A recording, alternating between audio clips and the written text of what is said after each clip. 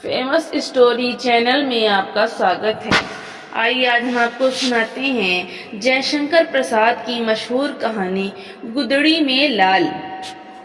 दीर्घ निश्वासों का क्रीड़ा स्थल, गर्म गर्म आंसुओं का फूटा हुआ पात्र, कराल काल की सारंगी, एक बुढ़िया का जीर्ण कंकाल जिसमें अभिमान के लय में करुणा की रागनी बजा करती है। अभागिनी बुढ़िया एक भले घर की बहू बेटी थी। उसे देखकर दयालु वयोवृद्ध हे भगवान कह के चुप हो जाते थे। दुष्ट कहते थे कि अमीरी में बड़ा सुख लूटा है। नवयुवक देशभक्त कहते थे देश दरिद्र है, खोखला है। अभागी देश में जन्म ग्रहण करने का फल भोगती है। आगामी भविष्य की उज्ज्वलता में विश्वास रखकर हृदय के रक्त पर संतोष करे। जिस देश का भगवान ही नहीं, उसे विपत्ति का सुख क्या। परंतु बुढ़िया सबसे यही कहा करती थी, मैं नौकरी करूंगी, कोई मेरी नौकरी लगा दो। देता कौन? जो एक घड़ा जल भी नहीं भर सकती, जो स्वयं उठकर सीधा खड़ी नहीं हो सकती थी, उससे कौन काम कराए। किसी की सहायता लेना पसंद नहीं, किसी की भिक्षा का अन्न उसके मुख में बैठता ही नहीं था। लाचार होकर बाबू रामनाथ ने उसे अपनी दुकान में रख लिया। बुढ़िया की बेटी थी, वो 2 पैसे कमाती थी, अपना पेट पालती थी। परंतु बुढ़िया का विश्वास था कि कन्या का धन खाने से उस जन्म में बिल्ली, गिरगिट और भी क्या क्या होता है। अपना अपना विश्वास ही है, परंतु धार्मिक विश्वास यूं हो या नहीं, बुढ़िया को अपने आत्माभिमान का पूर्ण विश्वास था। वो अटल रही। सर्दी के दिनों में अपने ठिठुरे हाथ से वो अपने लिए पानी भर के रखती। अपनी बेटी से संभव था उतना ही काम कराती जितना अमीरी के दिनों में कभी कभी उसे अपने घर बुलाने पर कराती।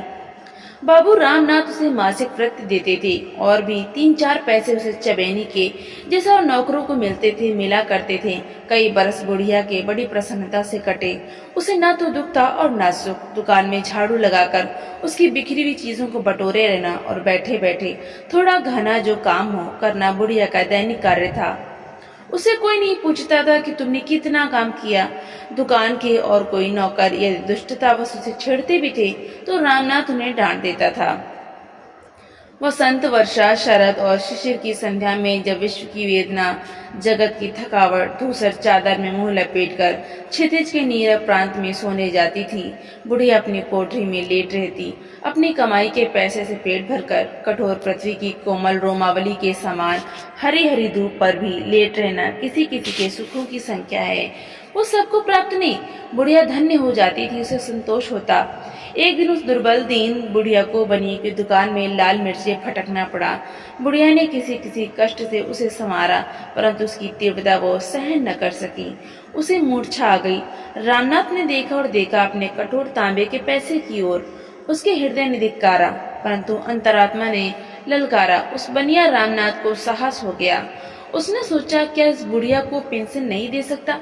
क्या उनके पास इतना भाव है? अवश्य दे सकता है। उसने मन में निश्चय किया, तुम बहुत थक गई हो, अब तुमसे काम नहीं हो सकता।